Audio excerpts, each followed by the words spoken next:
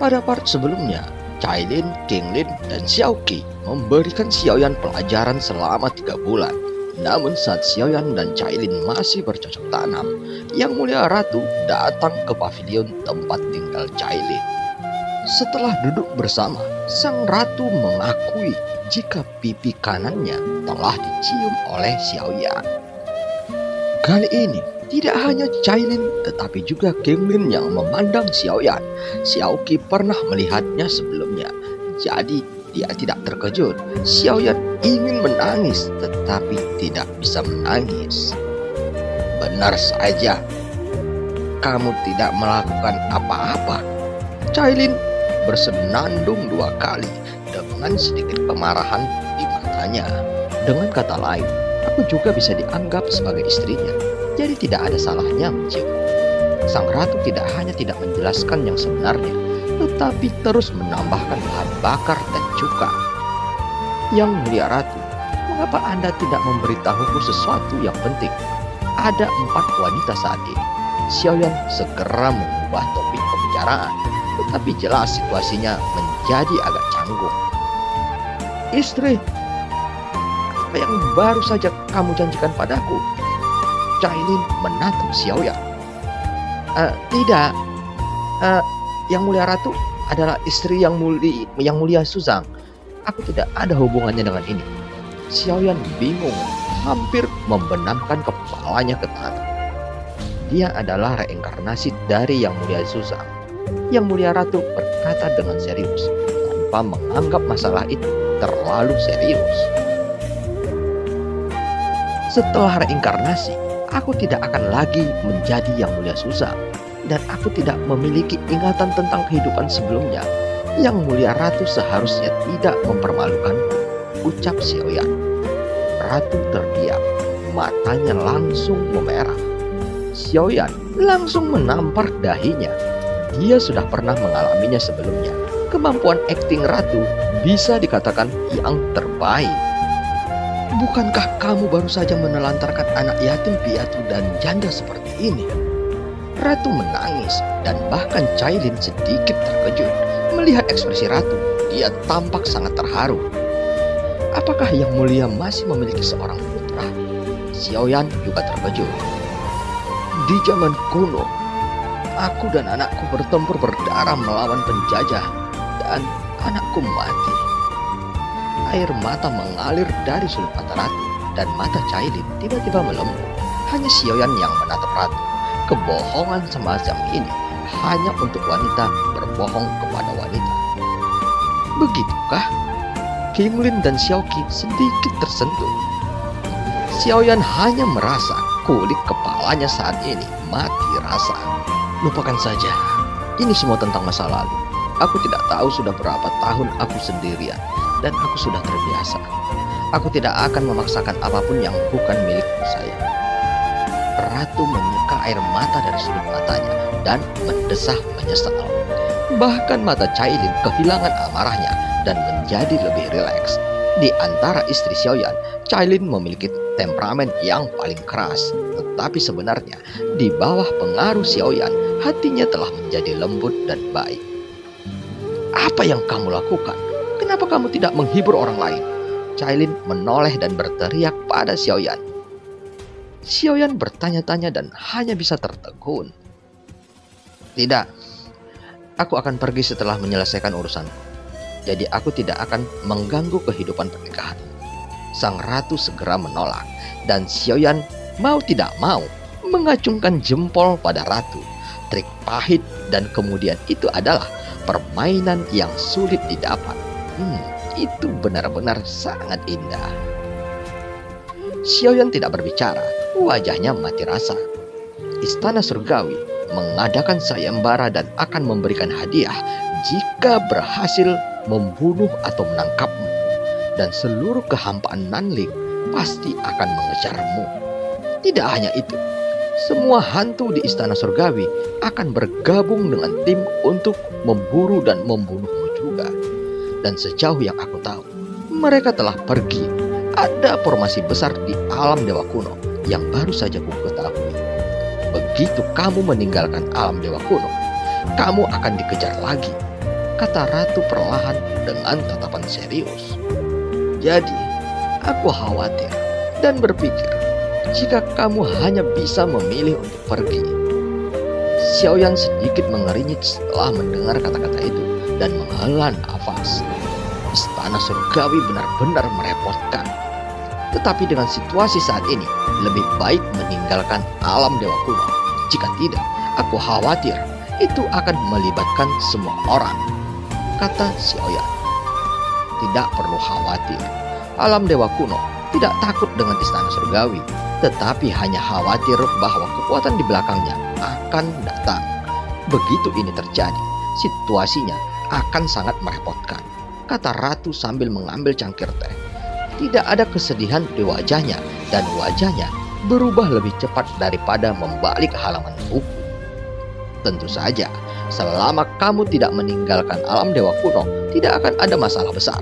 10 Raja Roh tidak punya nyali untuk menjelajah ke alam dewa kuno. Mereka bahkan tidak akan dapat menemukan di mana alam dewa kuno berada. Ratu berkata perlahan. Xiaoyan mengangkat alisnya sedikit ketika mendengar kata-kata itu. Jelas, alam dewa kuno jauh lebih kuat dari yang dia bayangkan. Berapa banyak makhluk abadi yang ada di alam dewa kuno? Dan Xiaoyan tidak bisa menahan diri untuk bertanya dengan rasa ingin tahu. Xiaoyan juga mengamati pertempuran itu. Dia tahu bahwa alam dewa kuno tidak pernah takut pada istana surgawi, tetapi terus menekannya dan tidak bergerak, membiarkan dunia bawah menjadi burung dengan tombak.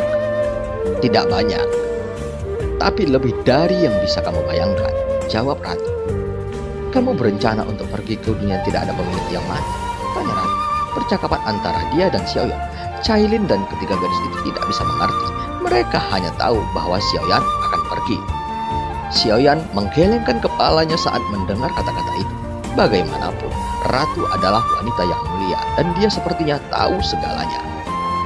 Belum terlalu jelas, kata Xiaoyan. Memang dia tidak memiliki tujuan yang jelas, karena untuk dunia tanpa pemilik, Xiaoyan hanya tahu satu nama, dan dia hanya sedikit tahu tentang yang lainnya. Jika kamu tidak memiliki tujuan, aku dapat merekomendasikan satu tempat untuk kamu datangi, kata sang ratu perlahan. Apakah ratu pernah ke dunia tanpa pemilik? Xiaoyan bertanya dengan rasa ingin tahu. Oh tidak, hanya ada segelintir orang yang memenuhi syarat untuk meninggalkan dunia sensi. Tetapi kamu bukanlah satu-satunya. Namun aku juga tidak memenuhi syarat, jawab ratu. Kamu bisa pergi ke alam Suanyin untuk menemukan seseorang. Jika dia masih hidup, dia seharusnya bisa membantumu. Alam Suanyin, siapa yang ada di sana? Tanya Xiaoyan. Chen Xianyuan, sang ratu mengatakan nama yang sama sekali tidak diketahui Xiaoyan. Siapa dia? Xiaoyan terus bertanya. Seperti aku, janda yang ditinggalkan oleh Yang Mulia Susang, kata ratu dengan mata sedih lagi, mengungkapkan kesepian dan kesedihan. Wajahnya yang cantik dan mata yang tulus dapat dengan mudah menggerakkan hati orang yang melihatnya. Yang Mulia Ratu, menurut Anda, apakah ada kemungkinan jika dia membenci Yang Mulia Susang? Xiaoyan terdiam sejenak. Jika dia menambahkan kebencian padaku, apakah akan sedikit kejam? Xiaoyan berkata dengan senyum masam. Satu ratu sudah cukup untuk merepotkannya, dan seorang janda yang mulia juga ada di sini. Apa yang kamu takutkan? Kami tidak bisa pergi ke tanah tak bertuan. Kamu bisa melakukan apapun yang kamu mau. Ratu tersenyum. Mata Xiaoyan melebar ketika mendengar itu, dan garis hitam di dahinya tertutup rapat. Xiaoyan mencengkram dadanya dan hampir tidak bisa menahan seteguk darah yang keluar saat mendengar kata-kata itu.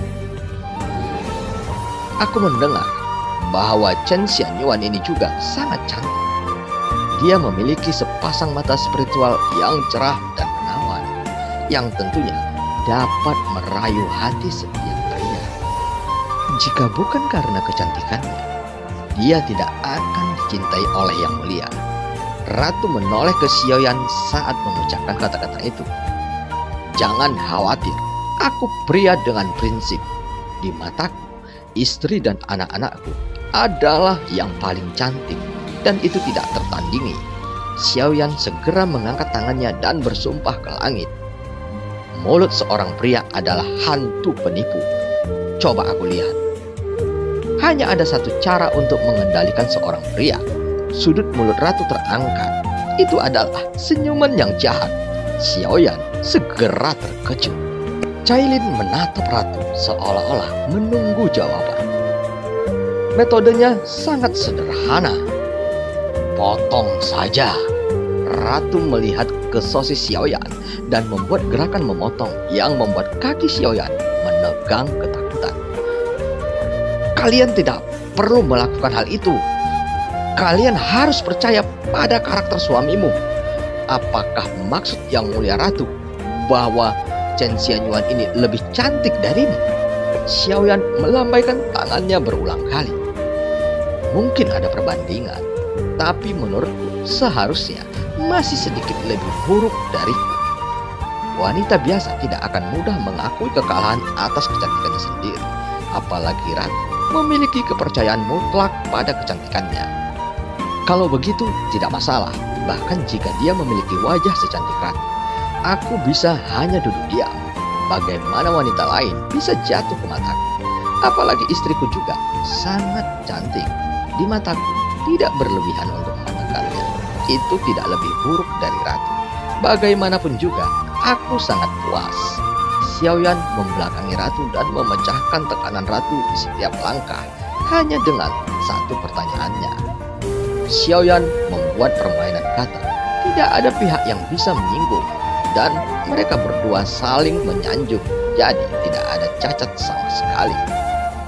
Yang mulia, aku masih memiliki beberapa masalah pribadi yang ingin aku tanyakan kepada Anda.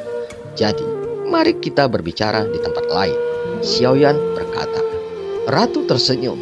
Dia secara alami mengerti apa yang dimaksud Xiaoyan, tapi itu hampir sama.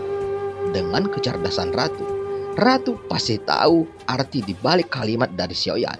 Jadi, dia tidak berhenti lagi. Berdiri perlahan dan meluruskan jubah kasa putihnya.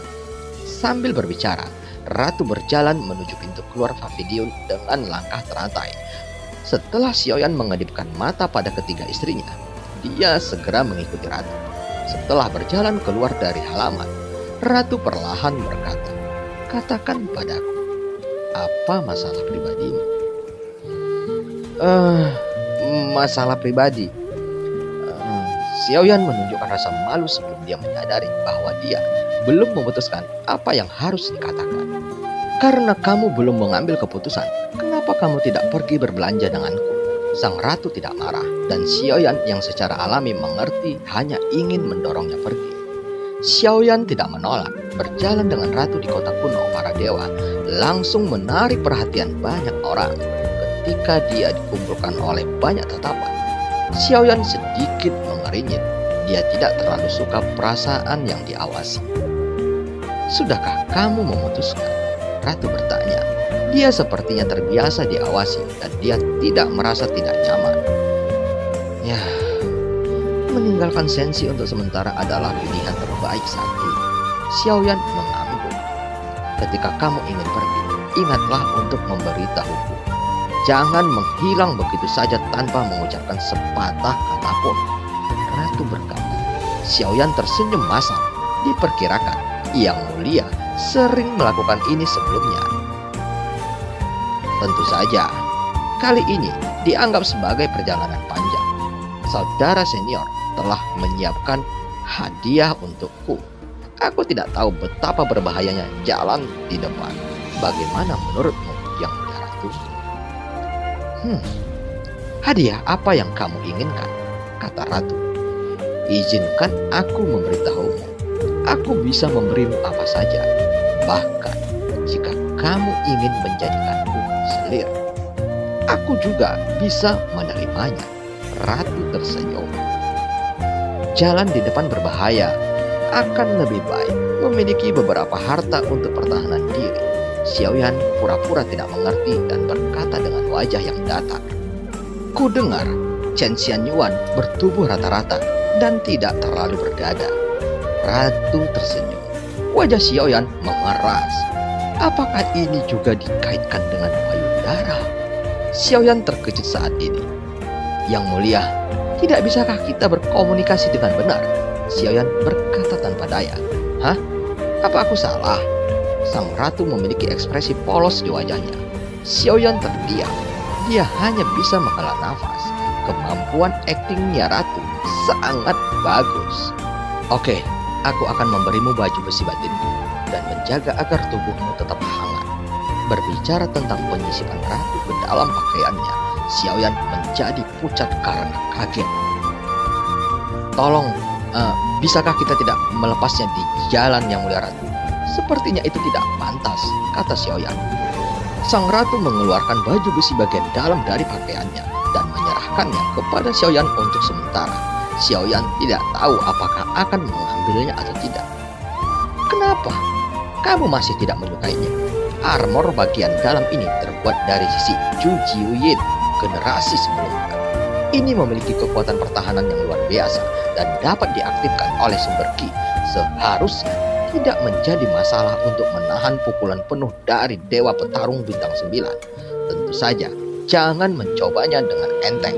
Tidak ada gunanya jika kamu terbunuh, kata Ratu perlahan. Setelah Xiaoyan mendengar kata-kata itu, keterkejutan muncul di wajahnya. Itu tidak menjijikkan, tapi dia sedikit malu. Tetapi dengan pertahanan yang kuat, Xiaoyan secara alami tidak akan menyerah. Menjulurkan tangannya, Xiaoyan mengambil baju besi bagian dalam dari tangan ratu.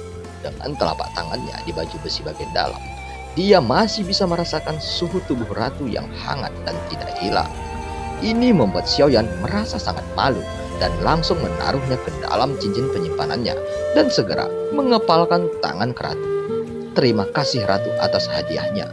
Xiaoyan menjaga wajahnya tetap lurus melihat penampilan Xiaoyan. Mata indah ratu tidak bisa menyembunyikan kekecewaannya karena Xiaoyan sepertinya tidak memiliki emosi apapun untuknya sejak awal sampai akhir. Jika Xiaoyan benar-benar emosional, dia tidak bisa menyembunyikan matanya. Apakah kamu benar-benar tidak memiliki perasaan terhadapku? Tanya ratu. Xiaoyan tersenyum kecut dan tidak berbicara, tapi ini sudah membuat sikapnya jelas. Ya, aku juga tidak akan memaksamu. Ratu menyesal. Terima kasih ratu atas pengertianmu. Xiaoyan mengatupkan kedua tangannya. Dia benar-benar tidak tahan dengan cara menggigitnya ratu. Sama-sama. Aku tidak bisa memaksamu. Tetapi aku tidak mengatakan bahwa aku akan membiarkanmu pergi. Yang mulia dapat menepuk pantatmu dan berenkarnasi. Dia dapat melepaskan semua perasaannya. Tapi aku tidak bisa. Ratu berkata lagi. Aku ini... Xiaoyan tertegun lagi. Benar-benar tidak mungkin. Jika kota Dewa Kuno tahu bahwa Xiaoyan telah menolak ratu, dan ini bukan pertama kalinya dia menolak ratu, dia mungkin akan tenggelam dengan darah. Oke, jangan khawatir. Saat kamu kembali, aku tidak akan mengganggumu lagi, kata sang ratu. Suaranya jatuh dan sosoknya menyapu ke arah kuil kuno di udara. Melihat punggung ratu, Xiaoyan tertegun. Dia sepertinya marah. Xiaoyan tiba-tiba merasa putus asa.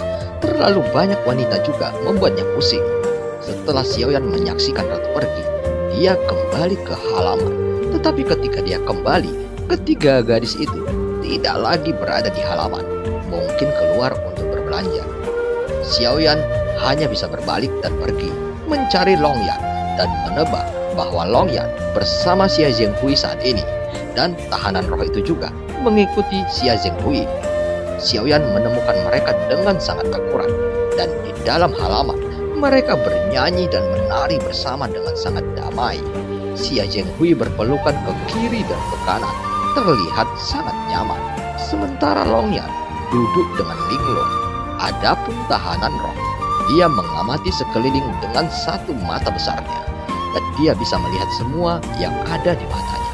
Dan dia terlihat sangat senang melihat penampilan saat itu. Aku mungkin harus pergi. Suara Xiaoyan tiba-tiba terdengar, membuat Xia Zhenghui dan Longyan melonjak. Tuan Muda Xiao, kenapa kamu ada di sini? Xia Zhenghui bertanya dengan heran. Long Yan segera berdiri dan menatap Xiao Yan. Dia siap mengikuti Xiao Yan kapan saja. Duduklah Long Yan. Aku hanya bisa pergi ke tempat di mana ayah akan pergi kali ini. Jadi, aku harus mengucapkan selamat tinggal kepada semua orang untuk sementara waktu, kata Xiao Yan. Meskipun Long Yan tidak berbicara ketika dia mendengar kata-katanya, ada kesedihan di matanya yang tidak bisa disembunyikan. Ayah, aku tidak takut mati. Dimanapun aku ingin pergi dengan ayah. Long Yan segera berkata dengan keras. Tempat ini sudah sepi, tetapi suara keras Long Yan yang tiba-tiba menarik banyak mata yang tidak baik. Long Yan, duduk dulu. Aku tidak akan pergi terlalu lama, tapi aku harus pergi. Seperti yang telah kamu lihat, jika bukan karena bantuan semua senior kali ini, kita tidak akan aman dan hidup. Semuanya dimulai karena ayah. Long Yan, ayah mengerti niatmu. Xiao Yan menghela nafas. Long Yan mengepalkan tinjunya. Dia tidak bisa mengerti. Dia hanya tahu Xiao Yan akan pergi lagi. Berapa lama ayah akan pergi? Meskipun Long Yan tidak pernah waspada, dia jauh lebih dewasa dari sebelumnya. Dia masih mengendalikan emosi batinnya. Ratusan tahun. Jangan berkeliaran selama periode ini. Tetaplah di alam dewa kuno dan tunggu ayah kembali, kata Xiao Yan dan menepuk bahu Long Yan dengan berat. Kultivasi tidak boleh diabaikan. Ayah membutuhkan kekuatanmu, tetapi kamu harus menjadi lebih kuat. Xiao Yan berkata dengan serius. Mata Long Yan penuh keengganan berpisah dengan Xiao Yan, tetapi dia mengerti apa yang dikatakan Xiao Yan. Dia hanya bisa menganggukkan kepalanya dengan berat. Setelah Tuan Xiao kembali, mungkin kekuatan jiwaku akan dapat menerobos ke dunia maya. Xia Zhenghui memandang Xiao Yan dan berkata, meskipun Xia Zhenghui menyukai wanita, dia menjaga dirinya tetap bersih. Adapun bagaimana dia berkultivasi, ada beberapa hal yang bahkan dia sendiri tidak bisa menjelaskannya dengan jelas. Setelah duduk sebentar, Xiao Yan berdiri siap untuk pergi. Tapi sebelum pergi, Xiao Yan menoleh dan menatap tahanan roh. Ada kilatan cahaya di antara alisnya, dan hisapan langsung menarik tahanan roh itu masuk. Apa yang akan kamu lakukan? Teriak tahanan roh. Tuan, aku tidak berjanji untuk bersamamu. Aku belum selesai mengawasi gadis-gadis di sini. Aku tidak ingin membuka ribuan segel. Tahanan itu meraung dengan enggan, tapi tidak peduli bagaimana dia menolak. Xiao Yan akhirnya membawanya ke pagoda emas dan menyegelnya di peti mati dengan klon dari Yuan Shen. Meskipun Goyan tampak ceroboh, setelah meringkas kejadian sebelumnya, Xiao Yan menemukan bahwa Goyan sebenarnya tidak sesederhana yang terlihat di permukaan. Ia seharusnya memiliki kekuatan yang sangat kuat. Ia hanya sengaja berpura-pura menjadi pengecut. Xiao Yan pasti akan membawanya bersamanya dalam perjalanan ini. Tahanan roh itu tidak bernyawa dan tidak memiliki jiwa, karena Janlao tidak akan menghentikannya. Itu berarti dia harus bisa membawa tahanan roh itu. Segera Xiao Yan menyiapkan beberapa hadiah yang disebut prinsip timbal balik.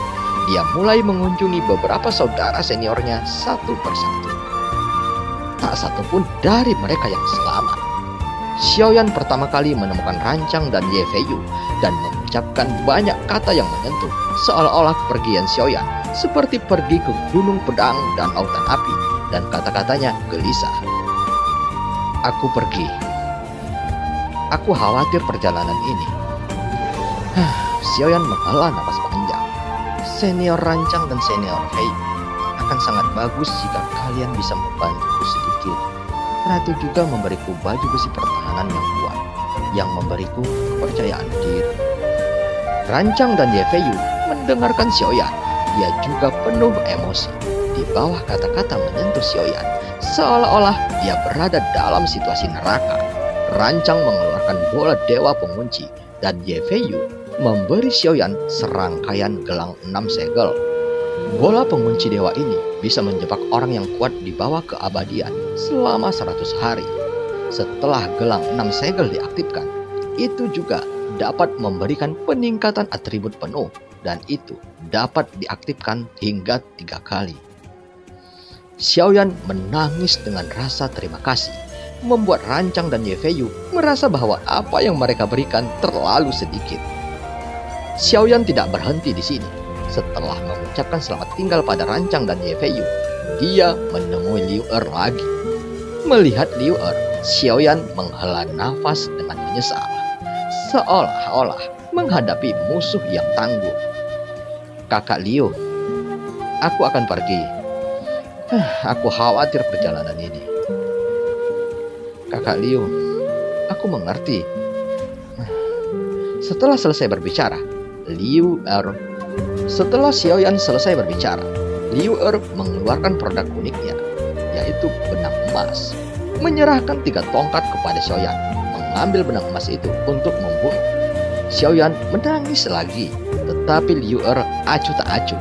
Mungkin dia emosional pada saat pertama, tetapi dia terbiasa setelah banyak jebakan dari Xiaoyan. Kemudian, Xiaoyan menemui 3 dewa dan memberinya anggur yang enak. Segera ada air mata lagi. 3 dewa, "Aku harus pergi. Aku khawatir perjalanan ini." Setelah beberapa kata, ketiga dewa itu tampak khusyuk dan mereka mempersembahkan harta mereka dengan sukarela. Kartu Yusu, Shen Luoyin, Wu Xiangfen. 3 dewa memberi Xiaoyan semua harta serangan kelas 1 dan Xiaoyan segera menangis karena berterima kasih dan penampilannya bergerak. Pada saat ini, 3 dewa juga sepertinya merasakan apa yang mereka berikan sebagai hadiah itu terlalu kecil. Kakak terakhir, Xiaoyan sudah menangis sebelum melihat Keiyun, dan Keiyun kaget saat melihatnya. "Kakak tertua, aku pergi. Aku takut perjalanan ini." Melihat penampilan Xiaoyan, Keiyun langsung mengerti niat Xiaoyan lebih dari sekali. Jika kau tidak mengambilnya, kau akan kehilangan identitas milikmu. Jadi kamu harus mengambilnya. Lonceng di masa-masa awal, 9 dering dapat mengguncang para dewa. "Terima kasih kakak senior." Setelah menerima harta Keiyun, kepahitan di wajah Xiaoyan segera menghilang dan dia segera pergi setelah menyapa. Keiyun memiliki garis-garis hitam di seluruh kepalanya dan hatinya penuh dengan perasaan campur aduk saat ini. Setelah berhasil menerima hadiah dari beberapa saudara senior, Xiaoyan tersenyum gembira, mencubit dagunya, dan bersiap kembali ke halaman untuk mencari ketiga istrinya. Tetapi setelah memikirkannya, dia berhenti sejenak dan melihat ke tengah halaman aula utama kuil kuno. Dia berjalan ke aula utama. Yang Mulia Ratu ada di sana. Ada tangisan sengsara Xiaoyan datang dari aula utama. "Yang Mulia, aku akan pergi. Aku khawatir perjalanan ini." Xiaoyan sudah menangis dan sepertinya dia berpura-pura. Sang ratu memiliki tanda tanya di wajahnya. "Bukankah aku baru saja memberimu baju besi bagian dalam?" Ratu menatap Xiaoyan sedikit dan diam. "Aku khawatir perjalanan ini tidak akan mulus. Aku masih kekurangan beberapa cara untuk menyerang. Yang Mulia Ratu sangat kuat. Pasti akan memberiku 2 harta serangan. Lebih banyak cara secara alami akan membuatku lebih percaya diri, bukan?" kata Xiaoyan. Dan film pun berakhir. 就算他还活着，你们之间也绝不可能。